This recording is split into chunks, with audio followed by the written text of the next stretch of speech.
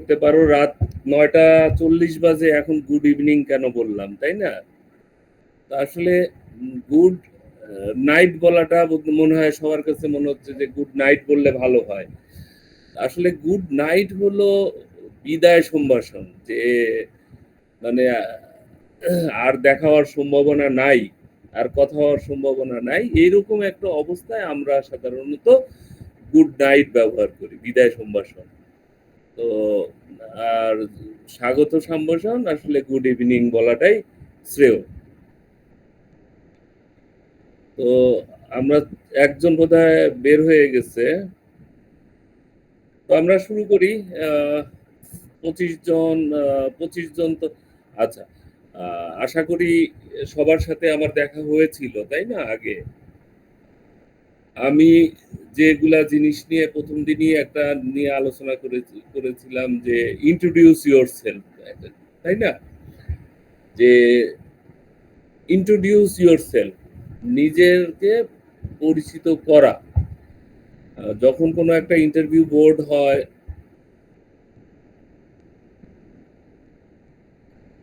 হ্যাঁ,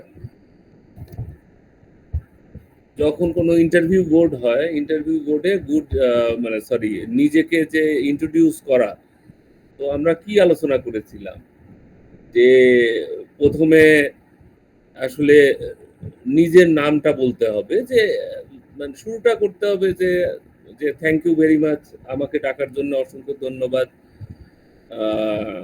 ইন্টারভিউতে ডাকার জন্য। তারপরে as you know my name is অমক। হ্যাঁ, তো এখানে আমাদের শুরু করতে হবে হলো যে আমরা গ্র্যাজুয়েশন থেকে শুরু করতে পারি। অনেকেই দেখা যায় যে শুরু করে যে বাবার নাম, মায়ের নাম, কোন প্রাইমারি স্কুল কোথায় পড়েছে, হাই স্কুল কোথায়, কলেজ কোথায়। আসলে এত কিছু ইন্টারভিউ বোর্ডে বলার প্রয়োজন নাই। সেটা বলতে হবে যে ইন্ট্রোডিউস ইয়োরসেলফ দিয়ে মূল যে জিনিসটা হলো কি পয়েন্টটা ইন্টারভিউয়াররা আইডেন্টিফাই করতে চায়।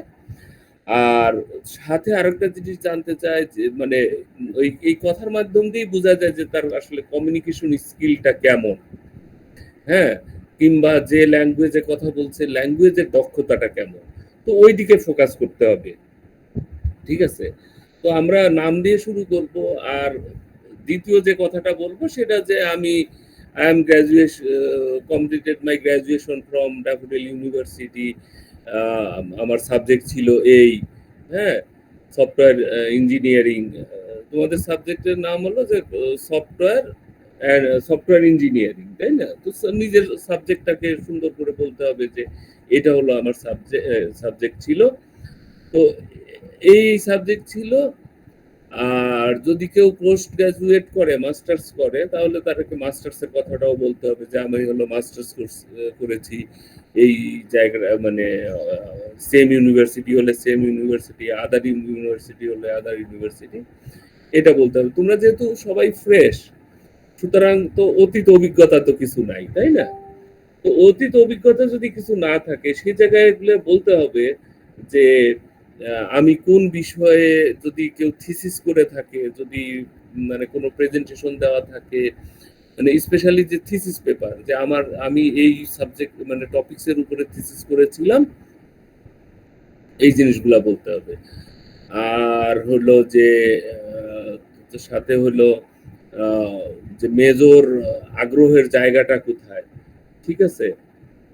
হ্যাঁ, যে আগ্রহের জায়গাটা সফটওয়্যার ডেভেলপমেন্ট হলে, যেহেতু ওইখানে তো একটা টপিক ইয়া তো থাকবেই যে কেন কেন হলো এই ইন্টারভিউটা হচ্ছে, কোন পজিশনের জন্য ইন্টারভিউ হচ্ছে, তাই না? তো এই পজিশনের ইন্টারভিউ, এই ডিটেল কথা বলতে হবে।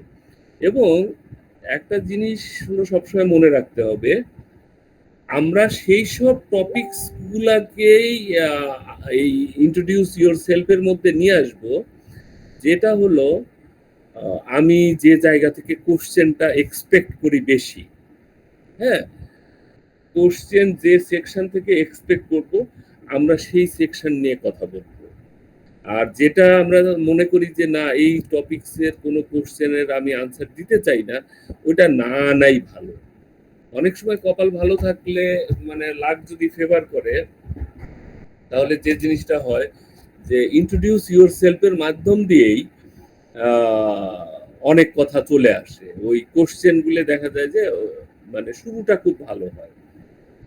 তো এই ব্যাপারগুলা খেয়াল রাখবো।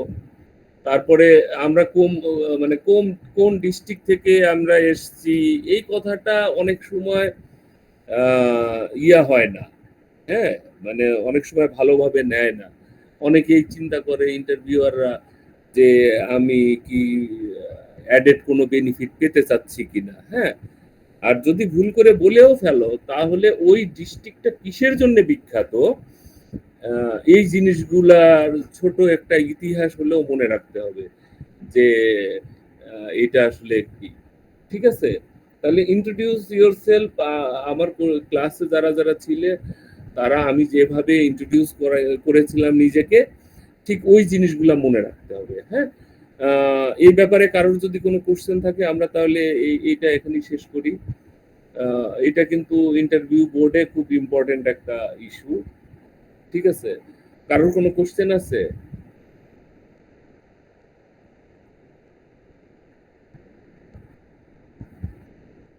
না এটা না না আবার আবার বলো কোশ্চেনটা বুঝি নাই হুম, আসলে এটা তো হলো যারা বাইরে সেটেল করতে চায় কিংবা বাইরের একটা এডুকেশন যদি করতে চায় ধরো যদি ভালো একটা কান্ট্রি হয় রেটেড কান্ট্রি হয় রেটেড ইউনিভার্সিটি হয় সে যদি সেইখান থেকে দেশেও ফেরত আসে যদি অস্ট্রেলিয়া আমেরিকা ইউকে এর এইসব এডুকেশন গুলা হইলে আহ, একটু অ্যাডেড বেনিফিট পাওয়া যায় না সেটা না পাওয়া যায় অ্যাডেড বেনিফিট পাওয়া যায় আর বাংলাদেশে চাকরি করলে প্রেফারেন্স থাকতেই পারে যে না ঠিক আছে একটা ডিগ্রি তো ড্যাফোডিল থেকে নিলাম আর একটা ডিগ্রি হয়তো অন্য জায়গা থেকে নিব অথবা এখান থেকেও নিব এটা কোনো হার্ম নাই আর কি। ঠিক আছে তো ধরো যদি অস্ট্রেলিয়া থেকে কেউ পড়ালেখা করে আসে কিংবা নিউজিল্যান্ড থেকে পড়ালেখা করে আসে কানাডা থেকে এগুলাকে একটু স্পেশাল প্রেফারেন্স দেয় যে তাহলে এরা বোধহয় একটু সমসাময়িক জিনিসপত্রগুলো নিয়েই পড়ালেখা করে আসছে এটা প্রেফারেন্স পাওয়া যায় না তা নয় আর কেউ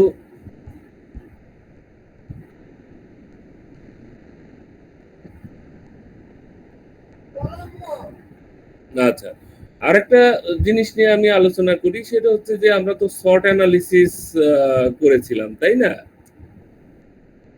আমরা শর্ট অ্যানালিসিস করেছিলাম ধরো যে একটা শর্ট অ্যানালিসিস করলে হ্যাঁ শর্ট অ্যানালিসিস করলে কি ধরনের বেনিফিট পাওয়া যায় আমরা তো এই জিনিসগুলো নিয়ে আলোচনা করেছিলাম তাই না যে ধরো যে আমি প্রথমে তাহলে আসি একটু অ্যাসাইনমেন্টের কথায় আসি যে আমি যে একটা অ্যাসাইনমেন্ট দিলাম যে ফরচুন 100 কোম্পানিতে একটা জব পাওয়ার জন্য এটা স্টেপ বাই স্টেপ কি ধরনের কি কি প্রসেস গুলা সেখানে ফলো হয় আর ফরচুনেট মানে ফরচুন 100 কোম্পানি আছে ফরচুন 500 কোম্পানি আছে এগুলি সব লিস্ট অনেক জায়গাতেই পাওয়া যায় আর কি তো মানে স্টেপ বাই স্টেপ যদি এই ধরনের ব্যাখ্যা করতে হয় তাহলে ধরো যে কেউ কোনো কোম্পানি আছে আসলে এই ফরচুন 500 কিংবা 100 কোম্পানিগুলাতে মানে সিঙ্গেল ইন্টারভিউ এর উপরে আসলে এটা ডিপেন্ড করে না এটা অনেকগুলি স্টেপ হয় একটা মিনিট হ্যাঁ একটা মিনিট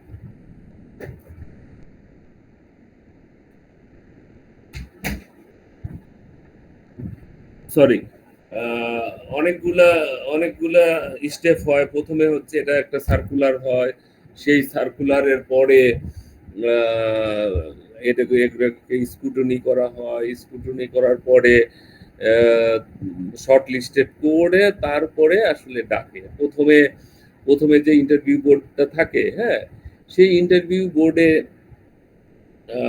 বোর্ডে দেখা যায় যে আহ, মানে এইচআর এর লোকজন থাকে টেকনিক্যাল লোকজন থাকে ইভেন দো সাইকিয়াট্রিস্টও থাকে, সাইকিয়াট্রিস্টরাও থাকে।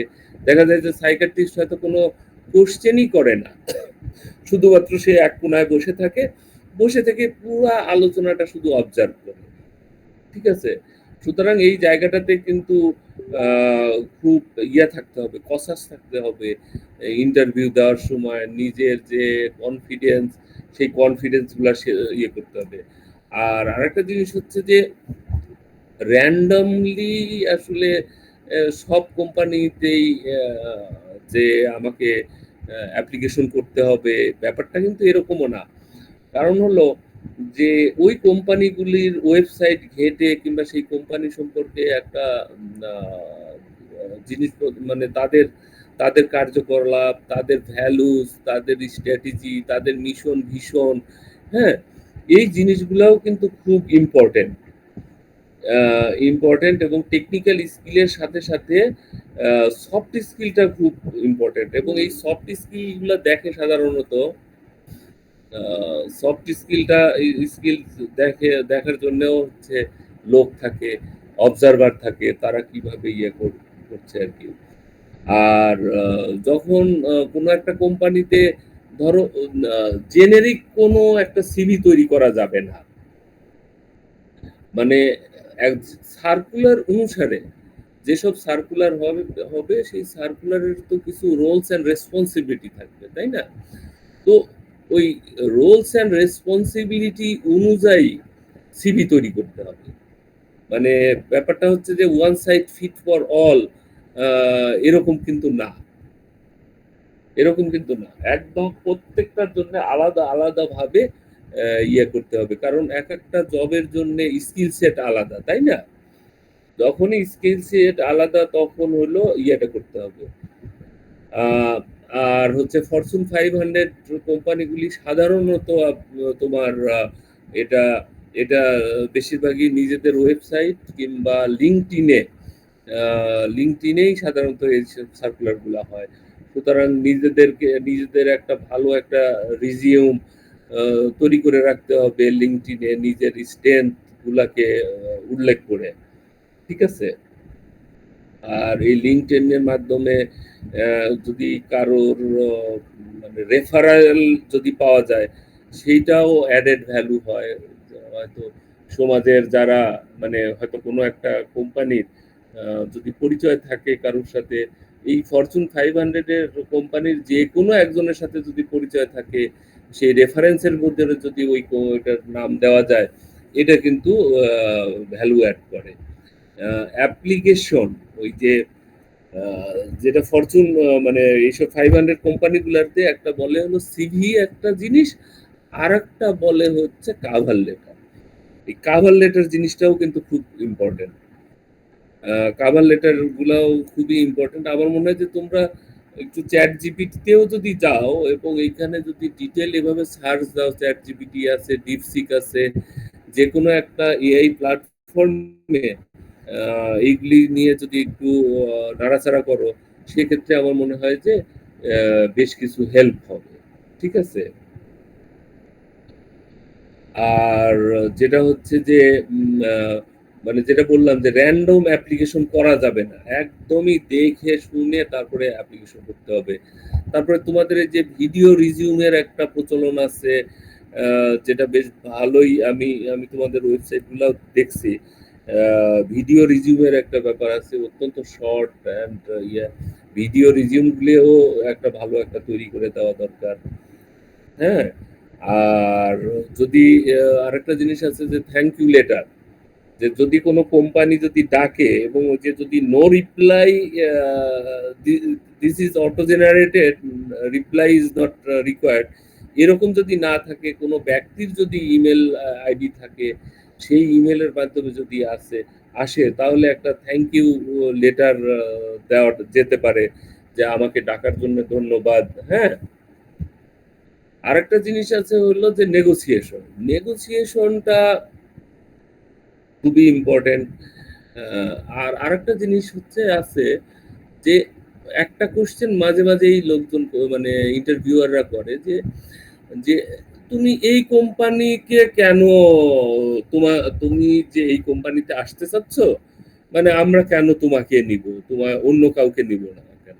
তোমারও যে যোগ্যতা আছে, অন্যেরও কি যোগ্যতা আছে, তোমার মধ্যে কি এমন ইউনিকনেস আছে যা না আমরা তোমাকে নিতে পারি। তো এটাও কিন্তু খুব একটা ইম্পর্টেন্ট একটা জিনিস, যে এইখানে এটা বলতে হবে। এই জায়গাটায় যে মিশন ভীষণ কোম্পানির যেগুলি আছে, তো তখন তুমি হয়তো বলতে পারবা যে আমি আসলে আপনাদের যে মিশন এবং ভিশন দেখেছি, তারপরে রিসেন্ট যেসব অ্যাক্টিভিটিস গুলো দেখেছি, অ্যাক্টিভিটি প্যাশন অ্যালাইন হয়। সো আমি এই জন্যই এই কোম্পানিটাকে আসলে প্রেফার করছি। ঠিক আছে? তো আরেকটা কোশ্চেন মাঝে মাঝেই ইয়ারা করে, মানে ইন্টারভিউ বোর্ডে আসে যে আগামী 5 বছর পরে তুমি আর নিজেকে কোথায় দেখতে চাও? ঠিক আছে, এই যে কোম্পানিতে আমি তোমাকে নিব, এই কোম্পানির আসলে পজিশন গুলি মানে তুমি কোথায় দেখতে চাও নিজেকে? তো এখানে খুব টেকনিক্যালি কিছু টেকনিক আছে। তাহলে এখানকার যে অর্গানোগ্রাম, ওই কোম্পানির অর্গানোগ্রাম, যে মানে স্ট্রাকচারটা, ম্যানেজমেন্ট স্ট্রাকচার, তো সেই ম্যানেজমেন্ট স্ট্রাকচার কিন্তু হয়, দেয়া থাকে অনেক সময়। তাহলে ওই জিনিসগুলো আসলে দেখে রাখতে হবে যে অর্গানাইজেশনাল স্ট্রাকচারটা কেমন। আমি তাহলে প্রজেকশন করতে পারবো যে এটা আমি আসলে কোথায় কোথায় নিজেকে দেখতে চাই। ঠিক আছে? এই পর্যন্ত কারোর কোনো কোশ্চেন আছে কিনা?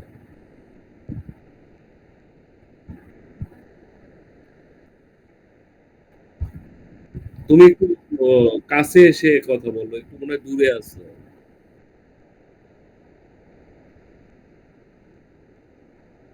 কোনটা কোনটা আবার বলো।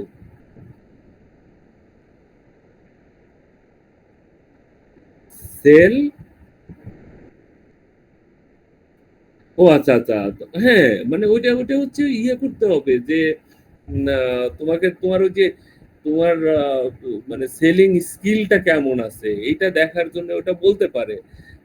হ্যাঁ, তো চট করে একটা কলম যখনই তুমি হাতে করবা, হাতে করলে এর বিশেষ গুণ কি কি আছে, অন্য একটা কলমের সাথে এটার কি ডিফারেন্স আছে, আহ, চট করে যতটুকুন পারা যায় ওটাকে আইডেন্টিফাই করতে হবে যে এই কলমটা, অর্থাৎ তুমি অন্য যে কলমটা ব্যবহার করছো সেই কলমের সাথে এইটার ইউনিকনেসটা কি আছে। এটা যে একটু খুব সহজেই দেখা যায় যে এটা হয়তো মানে লংজিভিটি কেমন হবে, মানে এটা লংজিভিটি মানে কি, এটার ইয়াটা কি পরিমাণে এটা লিখতে পারে, হ্যাঁ, লেখা হতে পারে কতটুকু, তারপরে এটার হচ্ছে গ্রিপিংটা ঠিক আছে কিনা। অনেক সময় তো ওই গ্রিপটা স্লিপ করে না, বেশ কিছু কলম আছে একটু ঘামলেই স্লিপ করে, কিন্তু কিছু কিছু কলম আছে এটা রাবারের ইয়া থাকে, স্লিপই করে না। তো ওইটা দেখে আসলে ইনস্ট্যান্ট একটা চিন্তা ভাবনা করে আনসারটা দিতে হবে। মানে বিষয়টা হলো সফটওয়্যার ডেভেলপারের কাছে এরকম কোশ্চেন করার কথা না, এটা মার্কেটিং জবের কাছে এটা করার কথা। হ্যাঁ,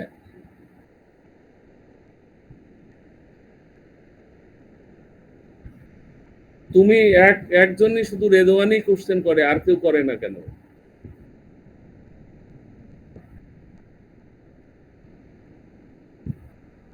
হ্যাঁ,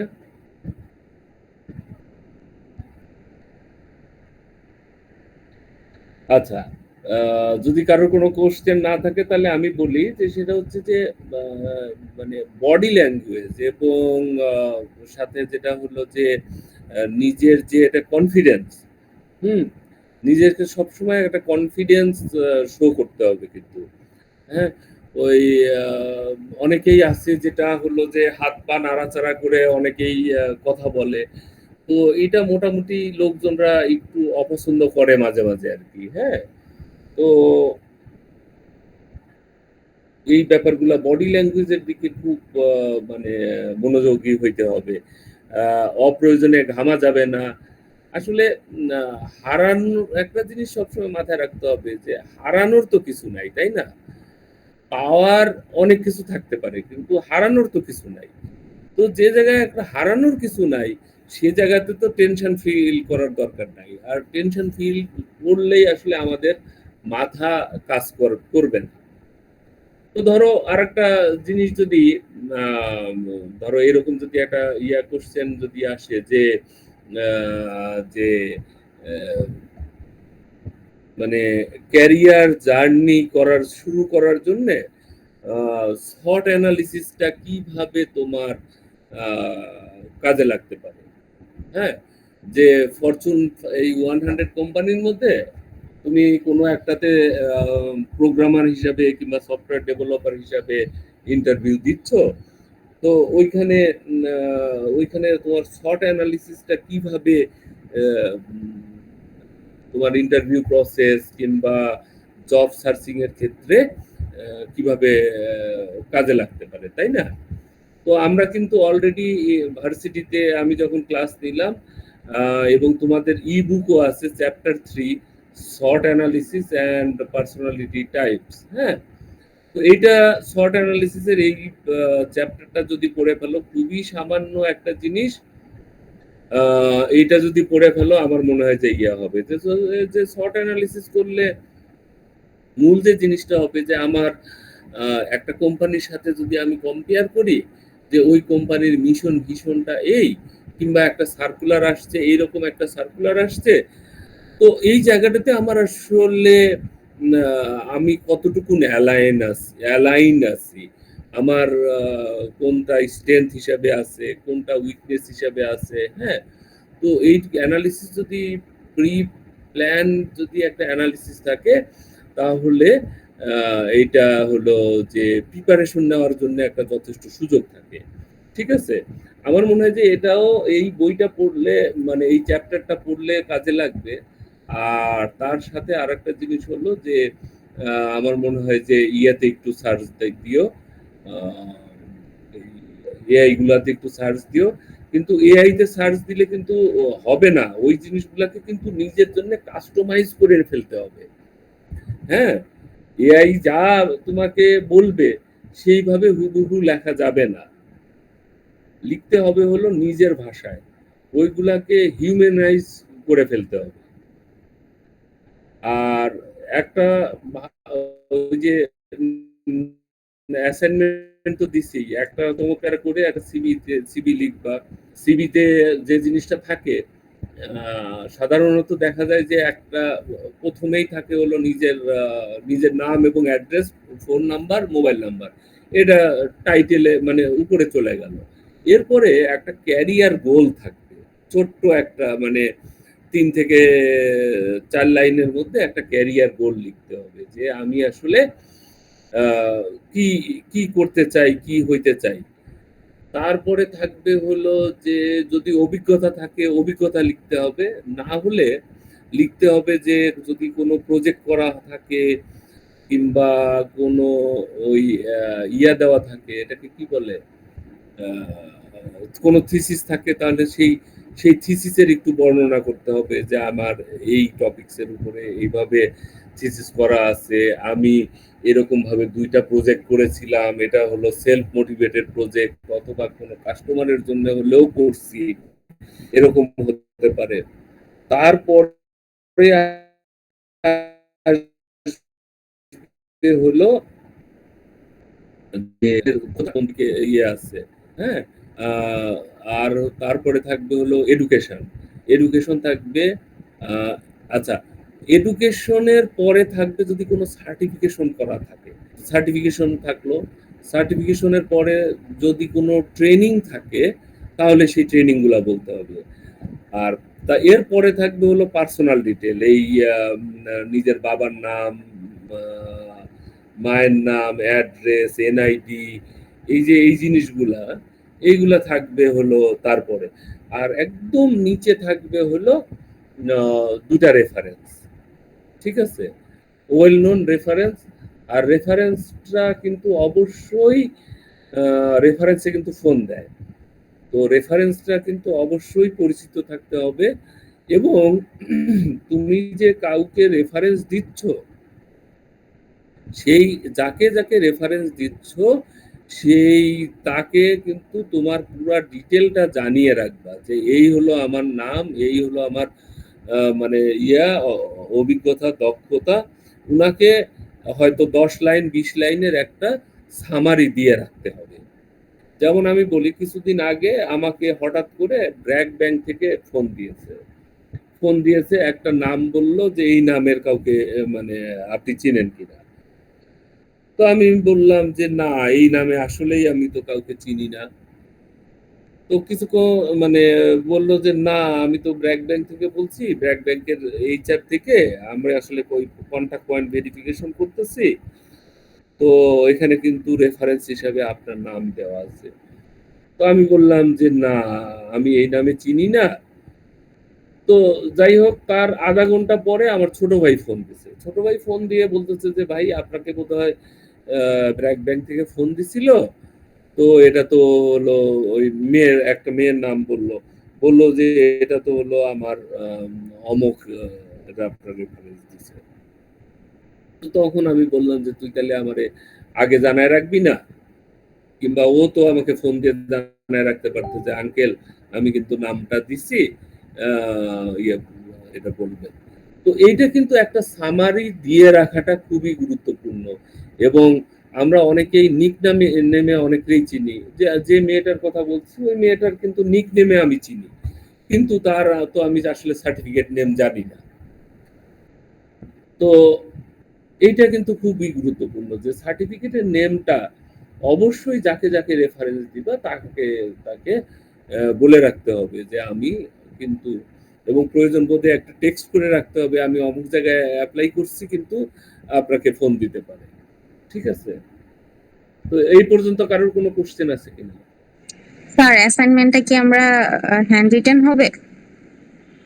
না, হ্যান্ড রিটেনও হইতে পারে, ইয়াতেও হতে পারে, টাইপ টাইপ করেই দাও। সবার তো মনে হয় ল্যাপটপ কম্পিউটার তো আছেই, তাই না? Printing facility. আর আমি চাচ্ছি যে এটা পিডিএফ করে আমাকে দাও। হ্যাঁ, তো পিডিএফ আর করে স্যার, স্যার বলো। সিভি তো দেখা যাচ্ছে যে আমাদের অনেকেরই হয়তো বানানো আছে। সেই ক্ষেত্রে কি হ্যাঁ, আমরা মানে 2টা পিডিএফ আপনাকে মেইল করে দিব? মানে একটা যে অ্যাসাইনমেন্টে যে কোশ্চেন গুলো ছিল ওইটা একটা, আর একটা সিভির একটা, এরকম? আহ, আহ, একসাথে দিলেও কোনো অসুবিধা নাই।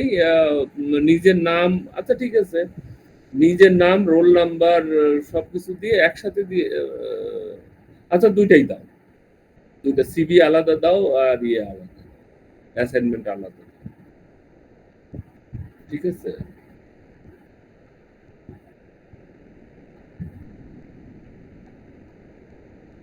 দুইটা আলাদা দাও, ওই নাম দুইটা। একটা হচ্ছে প্রথমে লিখে দিবা সিভি, আর আরেকটা হয়তো অ্যাসাইনমেন্ট, সামনে অ্যাসাইনমেন্ট দিয়ে নিজের নাম দিয়ে এবং ওই আইডি সহ দিয়ে দিলে আমার মনে হয় যে সমস্যা থাকবে না।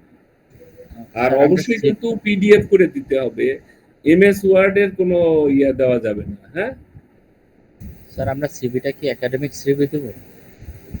একাডেমিক সিভি মানে? মানে আমরা আমরা তো মানে হায়ার স্টাডিজ এর জন্য একটা সিভি টেমপ্লেট না, মানে বানাই। আসলে এখানে সিভি দিতে হবে হলো যে তুমি আইটি ইন্ডাস্ট্রিতে তুমি চাকরি করতে চাচ্ছ।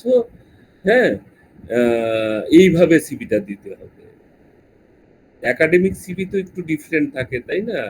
ওইখানে সাবজেক্টে সাব মানে ওই যে কি কি কোর্স করা হয়েছে না হয়েছে ইত্যাদি অনেক কিছু থাকে, তাই না?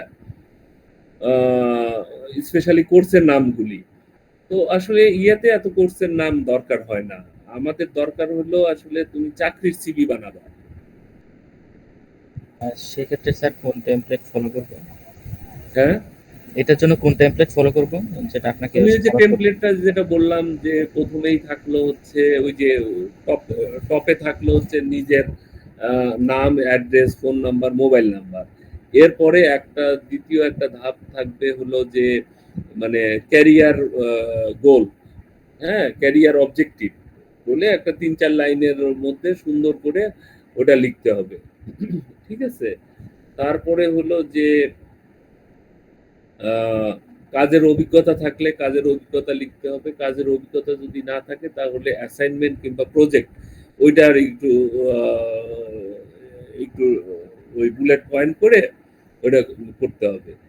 তারপরে হচ্ছে একাডেমিক ডিটেল। একাডেমিক ডিটেলের ভিতরে কিন্তু এসএসসি, ইন্টারমিডিয়েট, অনার্স, মাস্টার যাই থাকুক না কেন পুরাটাই কিন্তু লিখতে হবে।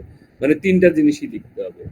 এরপরে হচ্ছে থাকতে হবে যদি অন্য কোনো সার্টিফিকেশন থাকে, হ্যাঁ? সিকিউরিটির উপরে কিংবা সফটওয়্যার ডেভেলপমেন্টের উপরে যাই হোক কোনো একটা যদি থাকে, সার্টিফিকেশন থাকে তাহলে সেই সার্টিফিকেশনটা দিতে হবে, হ্যাঁ? যে এখানে সার্টিফিকেটের নাম কি, সার্টিফিকেটের অথরিটির কে, এটা কোন দেশের সার্টিফিকেট, তারপরে এটা মানে কত সালে কিংবা কোন মানে এটা অবটেন হয়েছে, এটা ভ্যালিডিটি কত তারিখ পর্যন্ত, হ্যাঁ? ওইগুলো হচ্ছে সার্টিফিকেট ডিটেলটা চলে আসলো। তারপরে আসবে হলো ট্রেনিং ডিটেল, ঠিক আছে? যদি এই একাডেমিক্স এর বাইরে অন্য কোনো ট্রেনিং থাকে সেই ট্রেনিং গুলা বলতে হবে। তার নিচে লিখতে হবে হলো যে নিজের ওই যে নাম তো উপরে লেখাই হয়েছে তাই না, এরপরে থাকবে হলো বাবার নাম, মায়ের নাম, ন্যাশনাল আইডি, তারপরে হচ্ছে আরো আরো যদি কিছু দেওয়ার থাকে সেগুলো দিতে হবে। আর একদম লাস্টে থাকবে হলো দুইজনের রেফারেন্স, হ্যাঁ? রেফারেন্সের একদম মোবাইল মানে সবকিছু ডিটেল সহই দিতে হবে। হ্যাঁ, ওইখানে যদি মোবাইল নাম্বার দেওয়ার ধরলাম যে একজনের নাম তুমি দিতে চাচ্ছ, আপাতত সেই মোবাইল নাম্বার দিতে চাচ্ছ না, তাহলে ওই বাংলাদেশের 11 ডিজিটের মোবাইল নাম্বারের হিসাবে সবগুলা এক্স এক্স এক্স করে দিলা, তাহলেই ওটা বোঝা গেল যে এখানে 2টা মোবাইল নাম্বার আছে, ঠিক আছে? তারপরে ঠিক তেমনই ইমেল অ্যাড্রেস যদি থাকে ওই একইভাবে ওইভাবে ইমেল আইডিটা দিয়ে দিতে হবে। ওই email address, mobile number arbitrary হলে কোনো অসুবিধা নাই। কিন্তু যখন রিয়েল সিভি হবে তখন তো মানে জেনুইন নাম্বারগুলাই দিতে হবে, ঠিক আছে? এখানে আরবিটারি দিলে অসুবিধা নেই।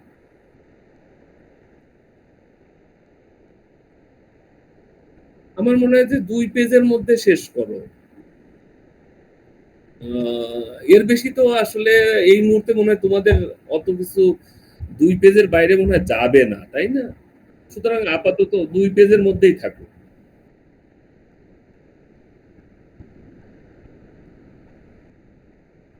হুম।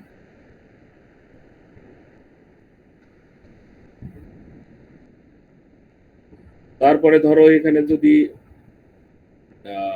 তোমাকে কোনো একটা কোম্পানিতে ধরো বলা হলো যে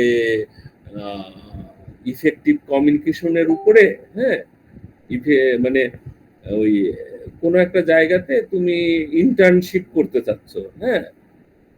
ইন্টার্নশিপ করতে চাচ্ছ, ওইখানে একটা ইমেল করতে হবে, হ্যাঁ? তো ওইরকম একটা ইমেল ড্রাফটের একটা প্র্যাকটিস রাখো যে এইভাবে একটা ইমেল মানে করতে হবে। তোমার যে সাবজেক্ট এরিয়া ওই যে কোম্পানির যে শর্ট লিস্টেড করে মিশন ভীষণ দেখে তাদের টোটাল অ্যাক্টিভিটিস গুলোকে বুঝে যে কিভাবে একটা সুন্দর করে ইমেল লিখলে সেই কোম্পানি হয়তো তোমাকে ডাকতে পারে, হ্যাঁ? যে ওই HRD@, XYZ এন্ড কোম্পানি, হ্যাঁ? এই কোম্পানিতে তুমি একটা ইমেল ড্রাফট করার জন্য ইন্টার্নশিপের জন্য, হ্যাঁ? যে আমি এই জায়গাতে ইন্টার্নশিপ করতে চাই 3 মাস কিংবা 6 মাসের জন্য, এই ধরনের একটা ইমেল করার জন্য একটা প্র্যাকটিস রাখবে।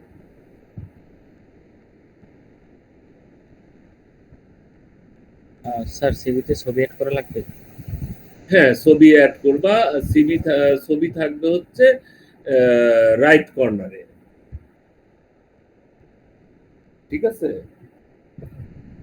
রাইট কর্নারে। আর হচ্ছে আরেকটা জিনিস খুব ভালোভাবে মেনটেন করবা, সেটা হলো যে সিভির মার্জিনটা, হ্যাঁ?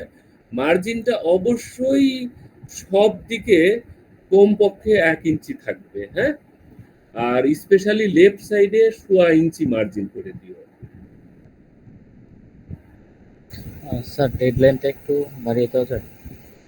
আবার বলো। ডেডলাইনটা আর কি, সাবমিটের ডেডলাইন মেবি। ডেডলাইন তো এই সপ্তাহের মধ্যেই দিয়ে দিতে হবে, শনিবারের মধ্যে দিয়ে দাও।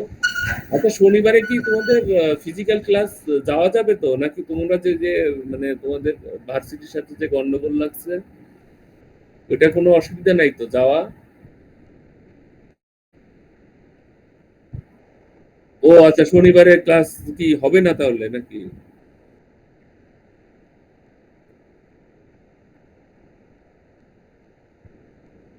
না, এখন কি ভার্সিটি কি বন্ধ নাকি?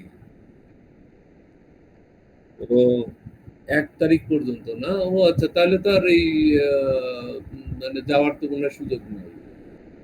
হ্যাঁ, 1 তারিখ তো শনিবার, সুতরাং তো যাওয়ার সুযোগ নাই।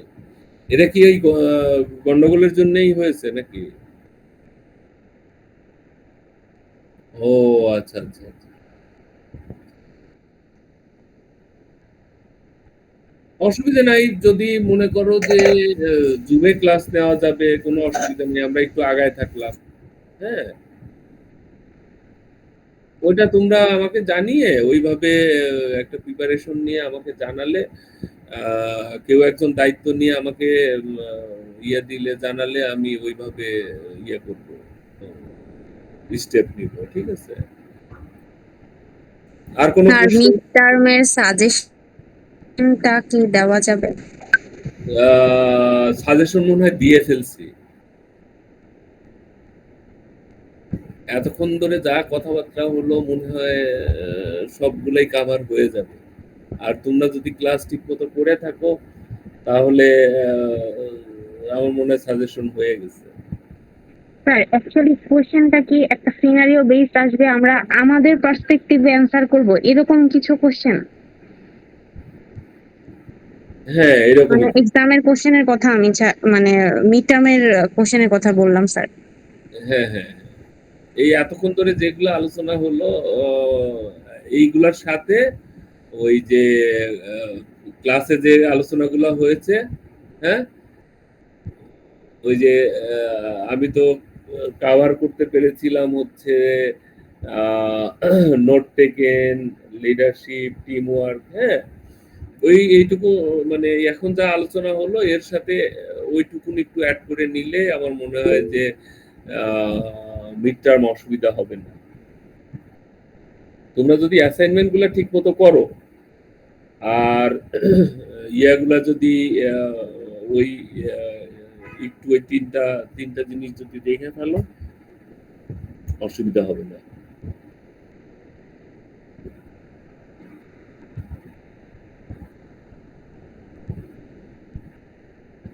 ঠিক আছে?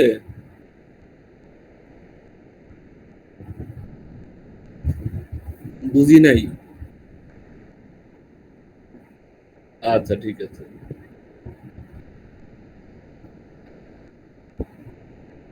আর কোনো কোশ্চেন?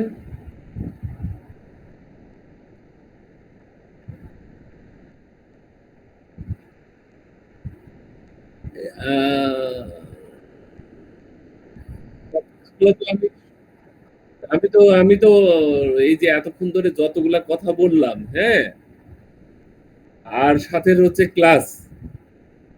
ক্লাসের কথা বললাম। ঠিক আছে? তো ক্লাসে তো খুব বেশি কিছু পড়াই নাই। ওই তিনটা যে টপিকস, এই তিনটা টপিকস এর মধ্যে তো ধরো আমরা কি কি নিয়ে আলোচনা করলাম, যে শর্ট অ্যানালিসিস নিয়ে আলোচনা করলাম, তাই না? শর্ট অ্যানালিসিস নিয়ে আলোচনা করছি না? আচ্ছা, তারপরে হচ্ছে নোট টেকেন নিয়ে আলোচনা করছি, সেলফ লিড ওটা নিয়ে আলোচনা করছি, টিম ওয়ার্ক নিয়ে আলোচনা করছি, তাই না?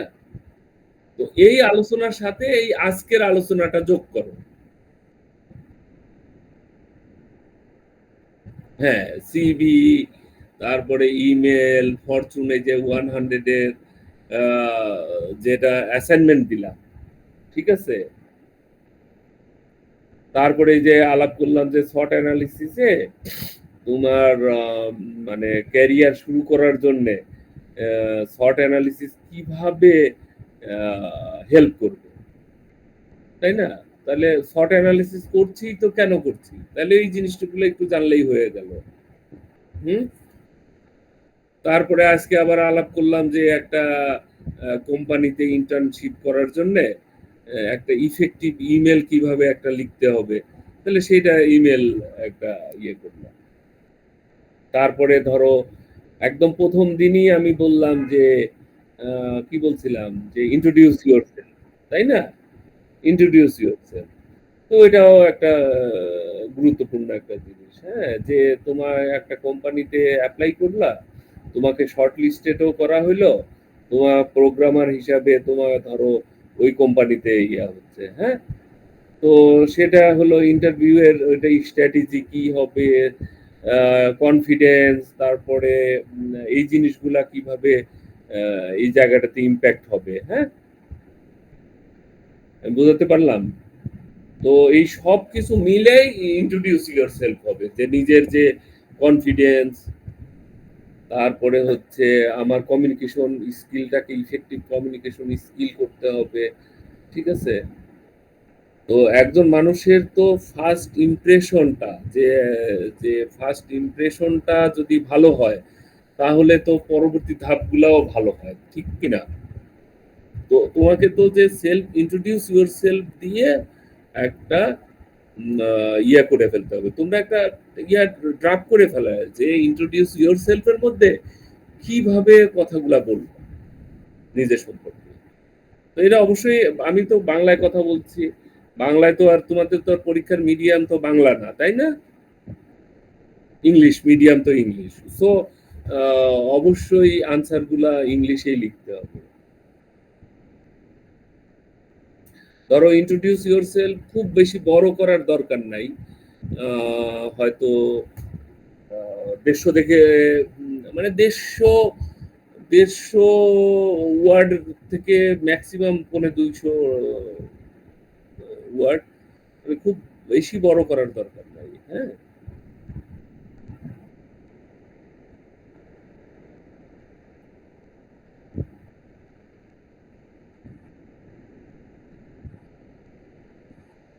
তাহলে কি আর কোশ্চেন না থাকলে আমরা কি কনক্লুড করব? আমরা বলছিলাম যে 45 মিনিটের মধ্যে শেষ করব। না না, অসুবিধা নেই, আমার কিন্তু অসুবিধা নাই, আমি কথা বলতে পারবো আরো, যদি কোশ্চেন থাকে। আর কোশ্চেন না থাকলে তো আর ইয়ে না।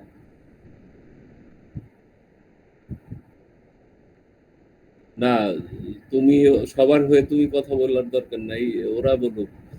এই রেজওয়ান, রেজওয়ান বলো, কোশ্চেন আছে কোনো?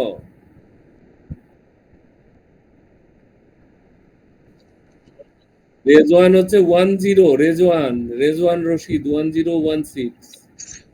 না স্যার, কোনো কোশ্চেন নাই। আচ্ছা, তারপরে হচ্ছে কি জেসিয়া আলম জান্নাত, বলো কোশ্চেন আছে? স্যার আপাতত কোশ্চেন নাই, কিন্তু আমি একটু কনফিউজ স্যার। আজকে কেন, আমার ফার্স্ট কনফিউশনের কি আছে? স্যার আজকে আমার ফার্স্ট ক্লাস ছিল, তো এই জন্য একটু কবে ফার্স্ট ক্লাস? আজকেই প্রথম ক্লাস? জি স্যার। তাহলে আমি এই জায়গাতে কিভাবে হেল্প করব আজকে যদি ফার্স্ট ক্লাস হয়? স্যার সমস্যা না, আমি ফ্রেন্ডের থেকে স্যার বুঝে হ্যাঁ, নিব কি কি করা আমার হবে। মনে হয় যে ওদের সাথে একটু কথা বলো, অ্যাসাইনমেন্টটা ফলো করো, ঠিক আছে? আর আজকে যে আলোচনা হলো এই আলোচনার দিকে ফোকাস করো, এই সব কিছু মিলে আমার মনে হয় যে পরীক্ষা খারাপ হবে না, ভালোই হবে। জি স্যার। আর কাকে জিজ্ঞেস করবো দাঁড়াও?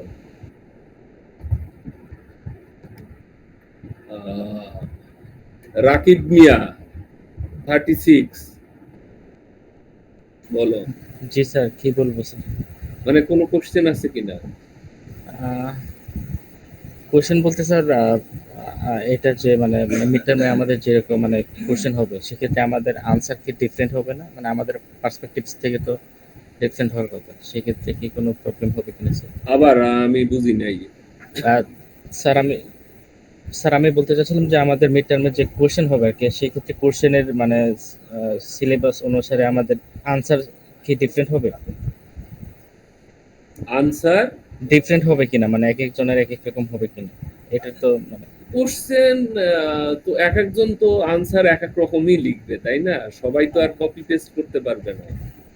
স্যার এই মানে ম্যাথমেটিক্যাল টার্মের ক্ষেত্রে তো সেম হয় আর কি, সেক্ষেত্রে এখানে ওটা তো তো এমপ্লয়াবিলিটিতে তো ম্যাথমেটিক্যাল টার্ম তো কিছুই নাই।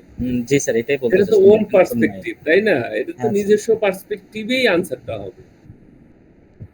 কিন্তু ফরম্যাটটা সবার এক হইতে পারে, যেহেতু আলোচনা হলো, ফরম্যাট নিয়ে আলোচনা হলো, তো ওইটা ওইটা আমার মনে হয় যে খুব বেশি ইয়া করবে না।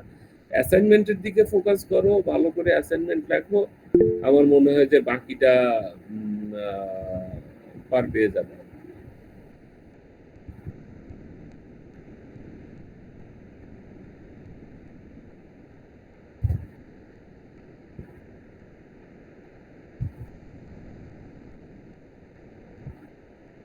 তাহলে আমার মনে হয় যে শেষ করি না?